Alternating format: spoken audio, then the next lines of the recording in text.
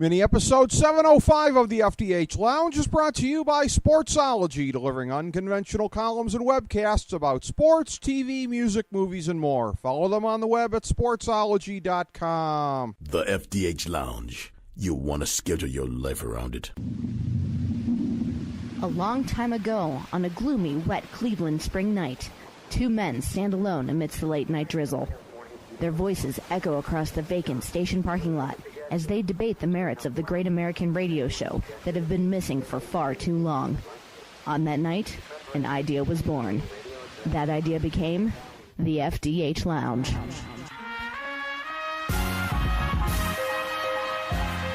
Welcome to the FDH Lounge. Hello, everyone. Welcome to FDH Lounge Mini episode number 705. This is FDH Managing Partner Rick Morris here with another of our conversations analyzing the presidential race for 2016 and bringing back in our good friend and longtime analyst, Colin Delany, the editor of ePolitics.com. We'll be bringing him in as sort of what I would consider to be almost kind of like a halftime analysis for the primary season. We talked a couple of different times on the show leading up to the start of the primaries. This is our first chance to compare notes, see what we're thinking since the ballots have actually started to be cast. I'd certainly like to catch up with them once and for all, once we know who the nominees are going to be for sure, once we know what the direction of the fall race is going to be. But for the preliminary round, I'd call this sort of the halftime segment, if you will. See where we're at, see what we're thinking about how it's going, and this is certainly a political campaign season like none other. In the FDH Lounge, this is our third cycle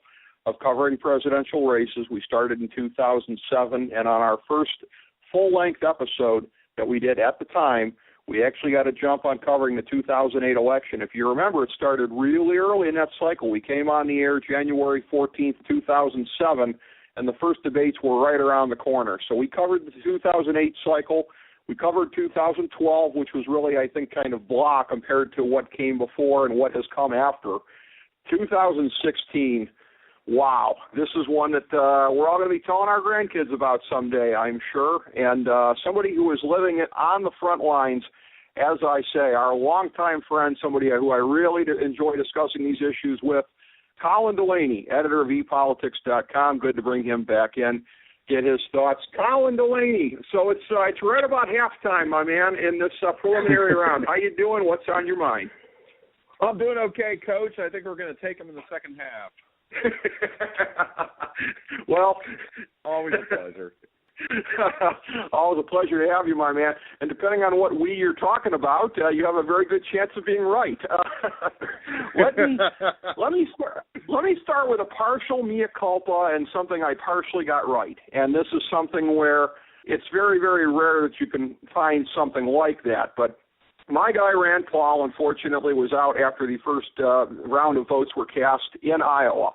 I said coming in, I liked his chances a little better than some people did because to me at the time he was the only guy trying to build a new coalition for this election, something I really didn't see coming and something I'm not even sure Donald Trump saw coming because he seems to fly by the seat of his pants completely, is that he is in fact building a new coalition. He is the one guy out there who is really kind of doing things differently. It's sort of a mishmash with some of his ideas, and again, the one chance for this map being a lot different than what we've seen the last couple cycles is if he is the Republican nominee and either gets swamped like some people had been thinking was going to happen, or if he continues to build this new coalition in the fall against all odds as he has done so far. So to me, from an X's and O's standpoint, if we're going to stay with a sports analogy here for a second, to me, from that technical standpoint, looking at the election, that's been the story so far. How do you see it?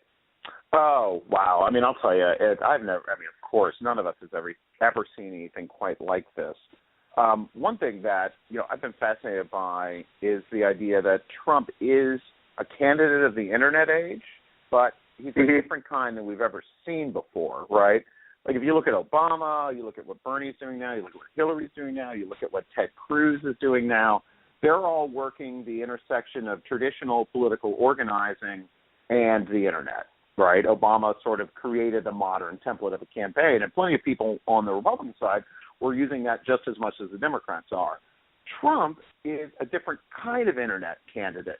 He's using social media and his own willingness to be a provocateur to kind of program the old media. He's using social media to control television in a way, because everything he says that's over the top or offensive or however you want to judge it, but certainly noteworthy, all of that spreads online, and it just creates more desire among, the cable news bookers, the Sunday morning talk show bookers, to get him on there to take advantage of that.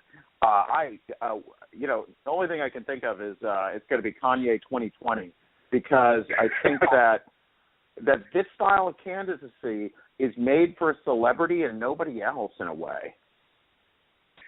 It kind of is, but there's something that I actually see healthy in what he's been able to do, even if a lot of us would agree that it's not healthy. He's been the guy who's been able to exploit it. And again, what's interesting is I come down in the middle of what has been a debate over the course of the last several decades here when you get into what constitutes First Amendment rights in terms of campaign seasons. I don't believe in putting limits on speech and everything but like that. I don't believe in that kind of regulation. I don't believe in public financing of campaigns. By the same token, I'm very uneasy about it. I'm uneasy about the sway that big money can have in these elections. I don't like it as a citizen, even if I sit here and say, well, my reading of the Constitution doesn't necessarily show that there's anything we can do about that. I'm looking at this now. You look at somebody like Mike Murphy with his $100 million in dark money here in the Right to Rise Fund. And let me tell you something. In this election cycle, Mike Murphy didn't have the sway of a college kid sitting in a dorm making memes. Isn't this a good thing? Isn't this sort of a democratization? I mean, I'm not going to be a Pollyanna and say that big money is going to go away overnight. But what Trump's doing, in a way, it's showing how to level the playing field, isn't it?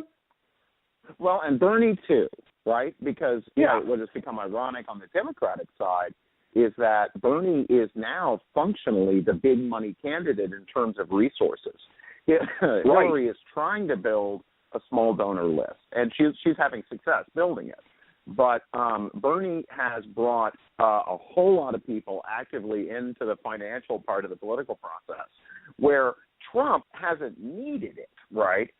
People are just giving him a little bit of money here and there, but he doesn't have a huge campaign infrastructure to support. Now, will that begin to hurt him if any of his opponents hang on, later in the primary process? I don't know. I mean, right now it looks like Rubio is going to get his clock cleaned in Florida, and then that's it for him. And then the Republicans are down to Cruz and Trump, whom, as we've talked about a lot, nobody in the establishment particularly cares for. But I think you're definitely onto something when you talk about Trump creating a new coalition that could put different states in play, because he is appealing to a lot of union voters, working-class white voters, a lot of people who are feeling left behind by the current economy. And that, if that is a positive, if he's bringing attention to the fact that these folks are being left behind, that is a good thing. Unfortunately, what's coming along with it is, this kind of mindless nationalism, verging on and often crossing over into racism. That's driving away a lot of the Republican elites. And not necessarily elites, but people who might just have a college degree or be a doctor or something like that. And, economically, fiscally, and then a lot of their personal values, they may be conservative. But someone like Trump may horrify them enough to drive them. And I'll tell you what, man, I was just reading an article the other day that, a lot of, compared to immigrants from other countries, a lot of Mexicans who get green cards don't actually get citizenship for a long time, where if you're from El Salvador or Guatemala or Ireland or wherever, you tend to get naturalized relatively quickly once you get a green card. But that this year, a lot of Mexican nationals who have green cards are going ahead and becoming American citizens because they want to be able to vote in the November elections. So Trump is creating a new coalition potentially, but it might just be a one-piece coalition that isn't enough to win him the presidency. It might be. And again, I'm somebody who, personally, I am not shy about giving my predictions, my opinions. I kind of thrive on that. I'm putting myself out there and saying, I've been saying to people for a while now, this is uncharted territory. I was saying months ago about the Trump stuff. I don't know, man. I just don't know. I don't know how to predict how it's going to shake out. And you mentioned a couple of names there that I'd like to get to. Before we turn our attention to the Democrats, after my very sane choice for President Rand Paul bowed out, let's take a look at some of the other names in the Republican clown card that you mentioned here. And one that you didn't, although when you say Republican elites, I'm sure Mitt Romney comes to mind for most people. So he trotted out and did his whole Judge Smales routine. It kind of reminded a lot of us of why we didn't vote for him in the first place, why I voted for the Constitution Party and a lot of other folks didn't vote for him. Again, not exactly somebody who inspires people with a positive forward message. And again, him trotting out there and doing that, I said it at the time. I was laughing. I said, man, this is almost an in-kind contribution to Donald Trump. Did the man have that little self-awareness that he didn't see the effect of what he was going to do? You know, I think I think it's just very common for people in general to live in sort of bubbles, right? When you're only around other people like you who share your opinions. I mean, we all tend to do that. When you're extremely wealthy, it's a lot easier to do that, right? Because your wealth can insulate you from kind of what other people are thinking. You're just not around normal people anymore. And I think a lot of the Republican elite had no earthly idea that anything like this was waiting out there. To me, this was a bomb that the fuse got lit on a long time ago.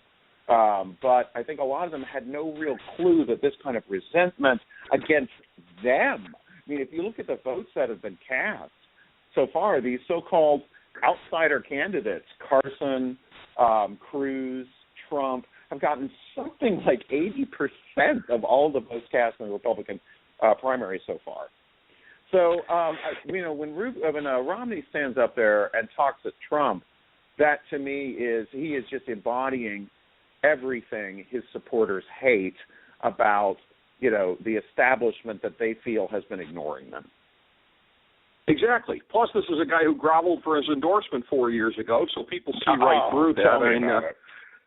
Oh, yeah, Mitt Romney, a guy who, again, likes to claim that he's not out of touch here, but, I mean, by his definition, that's talking to his servant Jeeves and talking to his personal assistant, Mr. Smithers. I don't think there's any common touch beyond, those two guys right there.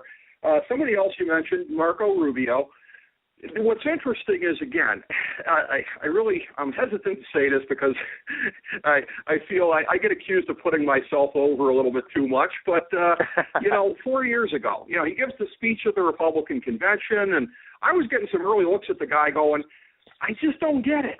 He gives a nice speech, but it's all platitudes. And if you just look at it, I'm very sensitive to that, Colin. I'm very sensitive to when people are doing bumper stickers speak. The whole bumper sticker thing here. He did it and never really seemed to go beyond that. And you look at this cycle here, it ended up being the Jackie Gleason humming thing whenever anybody would get asked what his accomplishments were. You remember Rick Santorum? I thought Rick Santorum would probably prefer to get waterboarded than to have to answer any more questions about, well, what is it about Marco Rubio that impresses you so much? I would like to think this guy is done after this thing for good because, again, I don't appreciate his very primitive foreign policy views here. Am I being an optimist thinking that this guy has been exposed as an empty suit once and for all permanently? Well, permanently is a long time. And he did, I'm sure he's racked up some shit with, I don't even know what the Republican establishment is, the big donors, who knows. But simply by, staying in and trying to hold the flag, I think he's probably gotten some long-term goodwill, but that's a total guess. To me, he always looked like a kid. I was never able to take him seriously, and that's just a person. He is younger than I am, but, not by much. But so is Cruz. But Rubio, I just never could quite take seriously. And I agree with you completely on the platitudes question. He just strings these words together, and you're like, what does that even mean? You asked about Santorum being asked about Rubio. That's one reason I cannot watch cable news. I simply can't do it because they fill the air with that kind of drivel, Like, why don't you ask Santorum what he believes in, what he stands for, rather than get him to comment on your horse race coverage, which is frankly bogus personal impressions anyway. Right. That's a very good point. And again, I think you and I are people who are very sensitive to when we're listening to politicians speak, again, the whole platitudes, bumper sticker kind of a thing here. Again, that's something that Rubio does, and it's something that he has in common with his fellow first-term Cuban-American senator, Ted Cruz, who is running also at this point. And it's kind of, I mean, and I'll tell you what, I mean this half seriously. I am somebody who has gotten caught up in the whole fervor myself. I'm about halfway through, as it stands right now, House of Cards, really enjoying this season of it. Don't know if you've gotten a chance to do that yet, but no spoilers, please. But I can't help any. Are you not? You're not in that right now? Okay. Well, I can understand it with the busy campaign season and all, but I can't help but think that anybody watching that is just going to have the obvious connections coming across between Frank Underwood and Ted Cruz.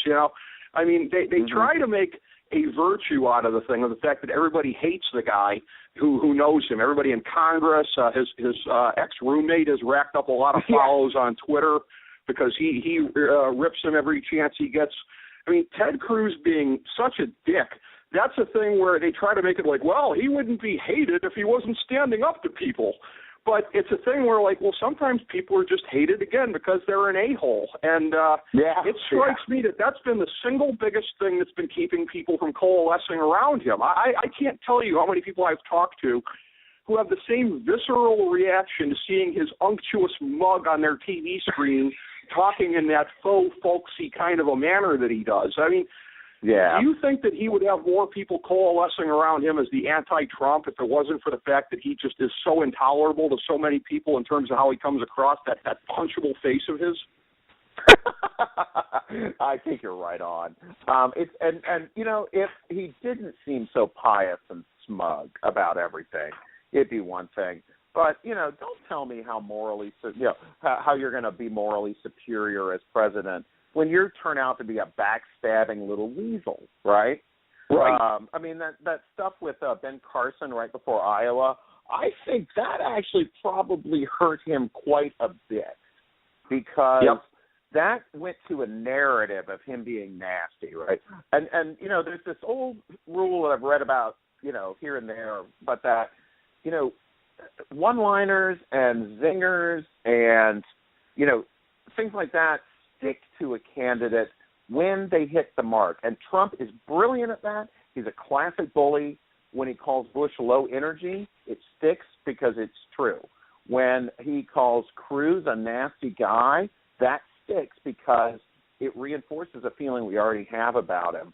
If I'm a Republican, I don't know what to do. If I were you, I'd be voting Constitution Party again, right? Because you got it. Neither of these guys is. You talked earlier about you don't want censorship on speech, and I'm with you 100%. I am as much of a free speech purist as you're going to find, and I think this modern, what's going on the college campuses with political correctness, where they're like not allowing certain speakers to speak, and that offends me to the core. But I'm a big fan of self-censorship, of not saying everything that comes to mind, of having a certain amount of dignity in life. I don't always live up to it. And so I think Trump, anyone who feels that way, I think Trump is just going to turn away completely. That's a very good point. And that's one of those things, too, where for as much as Trump likes to make a virtue out of being against PC, again, listen, I'm for that writ large. I believe in that. But the thing that's kind of occurred to me over the years is that, again, from my perspective, everything with me stemming from being a social conservative and everything like that comes from being a Roman Catholic. And it gets to a thing of where we all have our reasons, whatever they may be. But in my case, it's like, I don't know, would God really like you saying such and such about all these kind of people? So I could be mistaken at this point for being politically correct because I don't say some of the things in some of the ways that I might have used to say about people. But it's just, I think we all kind of come to that point of reflection whether it comes from religion, whether it comes from something else. Mm-hmm. Like, I don't know, should you really be doing this, saying this? You should have the right to, but I think most of us with any kind of decency at some point start to question whether we should say things like that. Yeah, no, I think you bring up a very good point by talking about your own personal faith, because, you know, the way Donald Trump is acting is profoundly unchristian, you know, and yes. I think that a lot of people of faith, that will end up being, you know, determinative in a way. Now, I personally feel that Ted Cruz's policy ideas are not very Christian, but that is a debate of a very different kind. With Trump, I think it goes to, and I personally am not a Christian, though I was raised one, but with Trump, I think it goes to a much, it's more of a sense of who he is as a person, that there's a cruelty in him. There is. There's a. It's obvious. Again, I don't want to sit here and psychoanalyze anybody that I don't know, but as far as people having a hole in them, whatever, feeding the hole, that seems to be a big part of pop psychology in the last couple of years, and you hear people who've been through rehab and whatever talking about that. My God, the man is compensating for a lot of things here, and for as much as he might have said in the one debate about, no problem with what my hand size correlates to, I don't know. Just Pop Psychology 101 says that's the most obvious probable indicator, isn't it? I mean, if the man is not overcompensating for a small crank, I don't know what we move down the list to. He's overcompensating for something.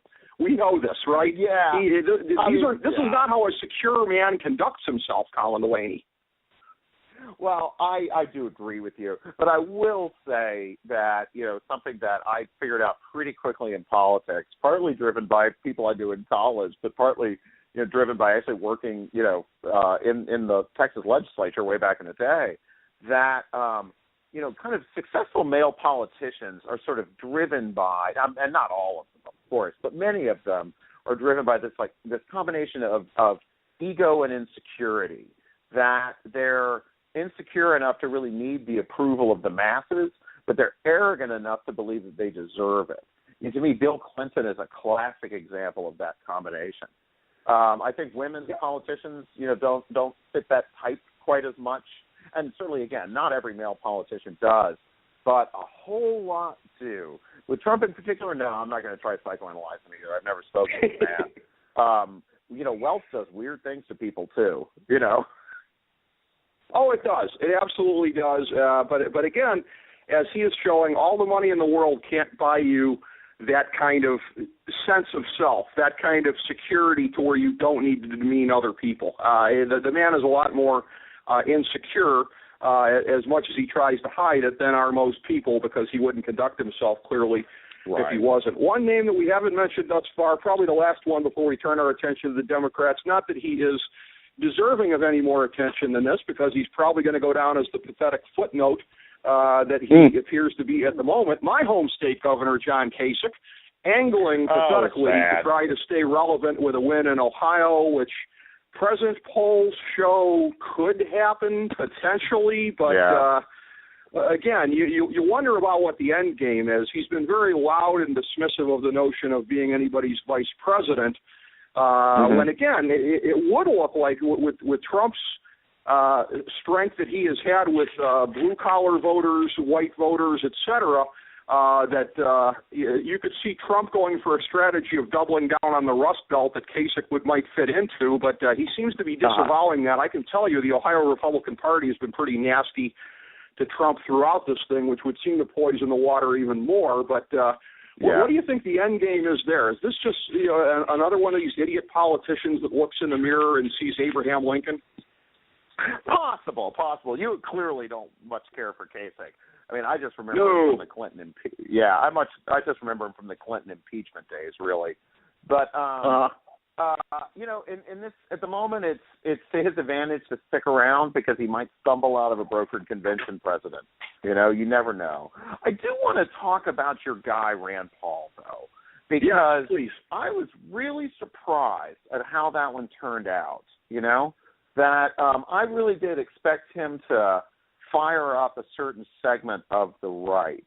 I know the terrorist attacks did not help his non-intervention status, or non-intervention, sort of stance. But, sure. It's weird to me. It kind of seems like his father did not support him like he could. His father was still appearing in these weird cable gold bug ads predicting an economic collapse last October, like complete economic collapse, so buy gold coins now. And, I wouldn't be doing that if my son were running for president. No, that's a good point. And in that limited way, I agree. I don't think he was supportive, because you should put your own enterprises on hold if that's going to be the case. Now, why he wasn't out there more loud and proud publicly, I think he was just doing what they wanted, because, again, this is supposed to be Paul 2.0, the mainstreaming of the movement, which, as I've bemoaned before, a lot of the Paul people, again, a lot of the supporters are just, quite frankly, idiots. And, ooh, he's selling out. He's not realizing that you have to get elected to actually implement these things. So that's part of it, is at the base of Rand Paul people, or of Ron Paul people. I knew a lot of them were idiots. I was hoping that it wasn't as many as it proved to be. But, yeah, there's a lot of them that did. There's another thing, too, and I'll tell you how bitter I am about this. You talk about somebody being a shapeshifter. Ted Cruz goes from correctly throwing around the term neocon in Iowa like an epithet, which to me it is, to in South Carolina, I think John Bolton would be my ideal Secretary of State. Oh, God. I mean, I had a friend who took a Freudian slip as much as he tried to beat Ted Paul in Iowa, huh? I was that for a Freudian slip. That's what he wanted people to think at Iowa. I had a friend who took a Ted Cruz policy test online to see how many things that he agreed with, and it turned out to be 97%.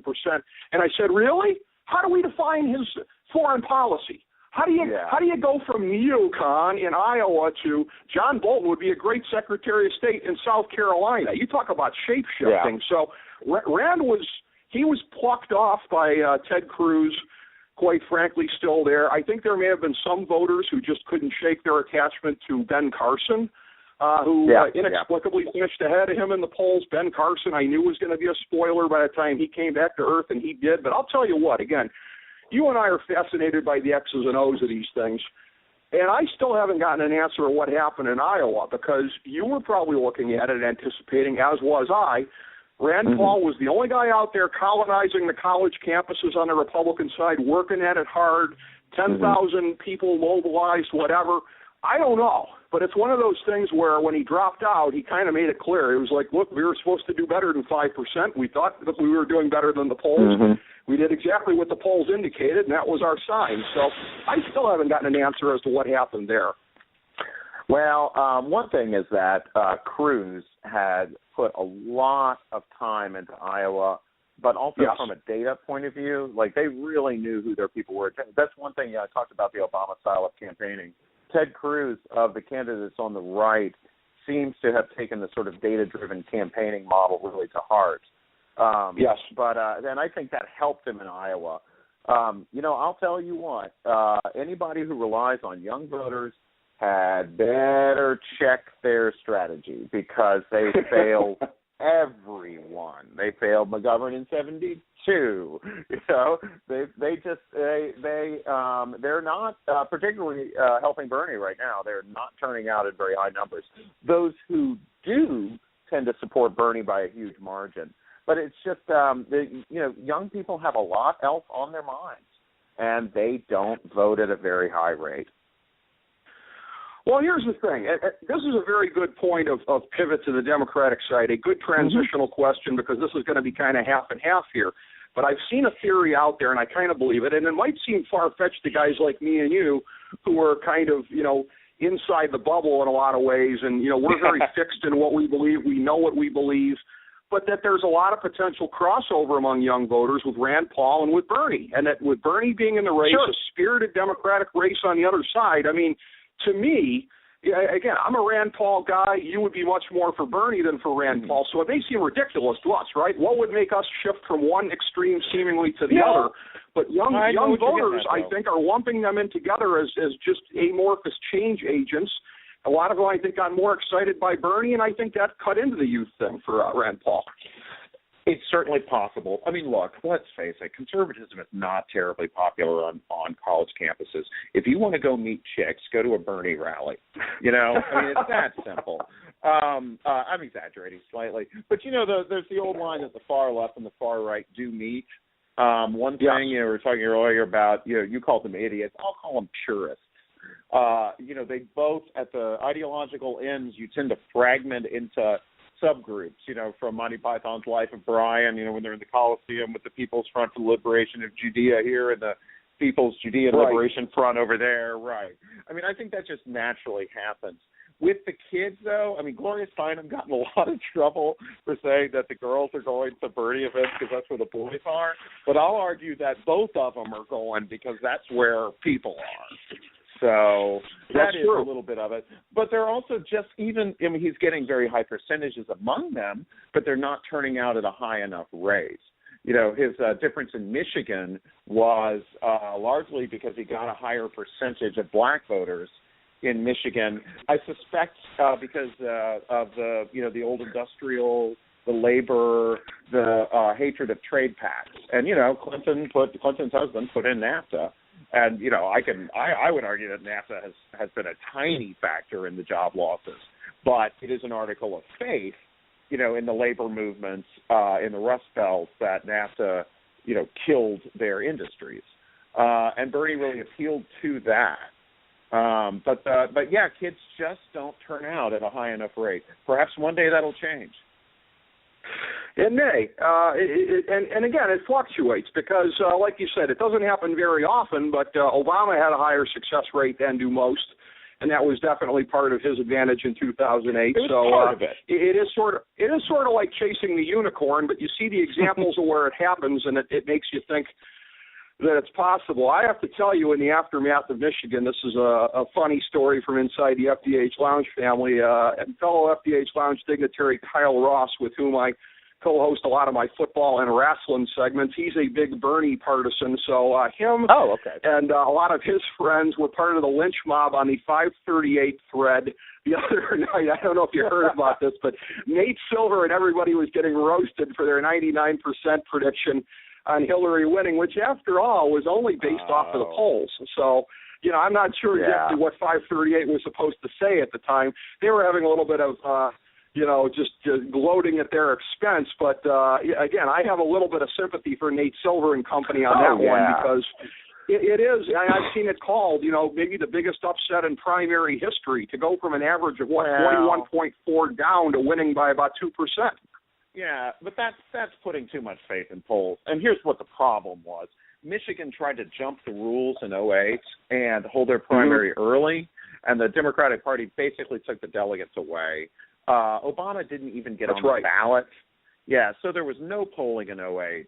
So, and then, then you only have Kerry Bush, Kerry Gore, you have 2012, you've got midterm, but midterms aren't so relevant. When you're trying to predict a Democratic primary, which is a very special thing, you need data from other Democratic primaries, and they didn't have it. So to me, it's not an upset. It's just the data set wasn't adequate. So anyone who was trying to predict based off it was making a mistake. Well, here's the thing, too. I will say this, as far as that debate that happened right before the primary that everybody thought was not a disaster for Bernie Sanders, but worked against him. First of all, again, I have no sympathy from my perch, because identity politics is a big part of the Democratic side here. So, but of course I thought it was funny. Of course I sympathize with my friend Kyle Ross's frustration at how Bernie Sanders was being regarded and standing up for himself here. It really is one of these kind of interesting things about modern feminism, which was predicated on, hey, don't treat me like I'm a fragile little doll here. And then, like, the minute that you think somebody is clearing their throat a little bit too much at your expense, you go the other way of like, hey, that's ungentlemanly, that's unseemly. So, like I said, I don't personally have any sympathy for Bernie Sanders, since he's part of that whole culture schmog on that side. But it is kind of funny to look at, is it not? Well, I'll tell you what. I have a lot of women friends, and a lot of things that I think aren't a big deal turn out to be. So I'm going to stay out of that fight. I'm going to let the women decide when a man is talking to the women. I'm going to let them handle that. So Bernie hasn't won himself any favors with a lot of groups. You know, I was in the crowd at Netroots Nations when the Black Lives Matter folks took over the stage last summer, and Bernie really epically failed, screwed up his chance to engage them, right? He blew it in front of a big room. He's a little tone deaf. He is a 73-year-old man who's been, or however old, who's been in Congress for a long time. So, and I do think that not everyone sits and watches the debates with the same eyes a reporter does, So I don't want to put too much on any one Democratic debate or any one Republican debate. Sure. Although the Republican debates are so much more a piece of performance theater, I do think they matter more. And a lot more people are watching. Although it turns out that a lot of the people watching the Republican debates the reason the viewership is up so much is that a lot of Democrats are watching. Right. And, that's part of it as well. At first it was to laugh at it. Now it's to be a little afraid. Oh, I'll exactly. tell you something about as they see the big turnout on the Republican side. That's a great point. As far as it goes with Bernie Sanders again. No, it's because they think these guys are insane. What are they afraid of? They think these people are insane. Trump genuinely scares people. I mean, I can understand that. He is the kind of guy who encourages his followers to rough up the crowd. He plays on one group in society's resentment against another. The guy being escorted out by the cops the other day got sucker punched as he was being escorted to the cops. Grabbed the guy who punched him. No, they threw him out. Right. I don't toss around comparisons idly. I have a history degree, and I know a lot about European pre-World War II history. He feels a lot like Mussolini. He really does. Trump scares I was about to say a phrase I can't say on the radio, but he scares the hell out of me. I'm scared of him as a potential nominee because, like somebody like Cruz, I think would beat handily. Trump is a wild card. You never know what's going to happen. Well, as far as his likely Democratic opponent in the fall, Hillary Clinton, who we haven't talked much about here, it's interesting that in this year, and again, I was only a history minor, but I'm fascinated by it myself. For the parallels that people have been throwing around, 1948 as far as party splintering, 1968 as far as the chaos, and hey, at this convention, I mean, imagine if Trump doesn't get the nomination. I am fearful living here in Cleveland. I hope to catch up with you sometime that week, but aside from that, I'm fearful of what the week might be as far as health and home and everything like that we all cherish here on America's North Coast if Trump turns his mobs loose, if he gets denied. So could be some 1968. I'm looking at Hillary, and I'm seeing a lot of 1988. And I wonder if any of this makes sense to you in the sense of, for all the people who are really afraid on the Republican side, what if Hillary wins? I say, you know what?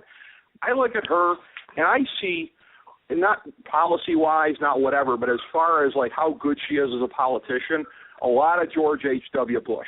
Okay? She may limp in there just because everybody else kind of crumbles and falls apart, whatever. But this has got, like, Madam One Term written all over her, I think. She admitted herself the other day. She was trying to make a virtue out of it. Like, I'm not a natural politician like Obama and my husband. That's not generally something that you admit from a point of strength, right? So I'm seeing her as somebody who, again, I didn't expect her to be in this much trouble this time around. 2008, especially in retrospect, you could kind of see it coming. She may win the nomination. She may win in the fall, but I'm not exactly sure why anybody long-term should be afraid of her in the way that they were of Obama. Well, let's see how she governs, right? Like I believe that her reelection will be a verdict on how well she governed. I think the contest with Bernie, I have welcomed this fight with Bernie. It makes her a far better candidate and gets far more people involved. She is not a natural candidate. And believe me, there are plenty of things that I do not look forward to in a Clinton presidency. I don't like a lot of this. You always hear about the Clinton camp. I don't want an entourage. Yeah. You know what I mean? We don't want an imperial court out there. But, if she's a reasonably successful president, the Democratic coalition is only growing, right? I think the percentage of minority voters increases by about 2% every presidential year. Now, of course, not all of them are Democrats, but they skew Democratic. Sure. And so demographically, the Democrats are in a slightly better position in 2020 than we are now. One thing is, though, that 2020 is the most important election coming up for a long time, because the party that controls the governorships and state legislatures redraws the district lines. And every political professional in the business knows that that is the single most important act in politics. The reason that, for instance, Pennsylvania is a slightly blue state, but its congressional delegation is like 3/4 or 2/3 Republican. That's because of the way the lines are drawn. So the fight I'm sure there are groups on the right as well. There are groups on the left that have been planning for a year for 2020, right? That 2020 is, regardless of Hillary, it's going to be an epic battle either way. I don't know if she wins. I think H.W. Bush is not a bad comparison. Of course, it's a very different country right now, different dynamics on all sides. Hillary is not going to have to make. Hillary's not going to have to make the equivalent of a no new taxes pledge, right? There isn't a similar kind of single thing on the left that they could get her on. It'd be like the only equivalent would be her saying, "Oh, I'm against abortion," right? Which she's not. Right. So, not at all. I think that she's safer from a revolt on the left than George H.W. Bush was from a revolt on the right. But who the heck knows? A lot happens in 4 years. That's an interesting distinction, and I can tell you as far as redistricting goes, again, from my perch in Ohio, as someone who is at least a registered R, I'm saying this, it's an atrocity here. I think it's 12-4 Republican, but the way they had to do it, I'm here in the suburbs on the west side of Cleveland, okay? We got a congressional district that, no lie, stretches out about 5 yards from Lake Erie just so that they could connect it to Toledo. Marcy Kaptur, who the next time she sets foot in Cleveland will probably be the first, is my congresswoman, who's been, just mostly associated with Toledo through the course of her career. But they gerrymandered it to get the safe seats for the Republicans, and again, disgraceful. In our moment or so remaining here, quick prediction here toward the end of the primary season. Do you think Trump gets over the hump to get the delegates before Cleveland to clinch it on the first ballot? I think we would both say it's Hillary on the other side right now, but I'm guessing that he does, but I wouldn't think it's a sure thing. What do you think? 2 weeks ago I would have said I think he'll do it. Now I would give it closer to 50-50. Cruz may be able to galvanize enough to keep him from getting a pure majority, but all these winner-take-all states are up. That was supposed to protect the establishment frontrunner. That may well be enough to put Trump over the top. It may be. And again, I'm rooting for your scenario. I want chaos at this point. I want a very, very interesting convention it'll be the first one that I've ever been on the ground for myself. Somewhere throughout the course of the week, if we don't record anything before then, I certainly hope to get to that week with you, but we'll see how it goes. But again, always a pleasure having you on, my man. The great Colin Delany, editor of ePolitics.com. Thanks, buddy. Keep up the good work, and we'll talk again as this thing materializes. Thank you so much for having me. I truly enjoyed it. I always enjoy it myself, buddy, and I always get great feedback about it. Thank you so much for being on. Thank you, everybody, for tuning in today at FDH Lounge mini episode number 705. As we bring the show to a close, we would like to extend our deepest gratitude to NBC, CBS, ABC, Fox, all Clear Channel affiliates, TNT, TBS, USA, UPN, Deadspin.com, YouTube.com, YTMND.com, MySpace.com, various blogs, Fox News, CNN, CNBC, MSNBC, IamBoard.com, Billboard.com, Google.com, ESPN, ESPN2, ESPN News, ESPN Classic, Network, NBA TV, NFL Network, Sports Time Ohio, Athlon Magazine, Comedy Central, Cartoon Network, The Boomerang Channel, QVC, BET, The Spice Channel, Steno Notebooks, Manwich, Papermate Office Supplies, waitresses, strippers, bartenders, garbage men, janitors, microwave popcorn, the writers of The Office, Scrubs, Entourage, My Name is Earl, Oz, Metalocalypse and the Boondocks, Aquafina, and the periodic table of elements.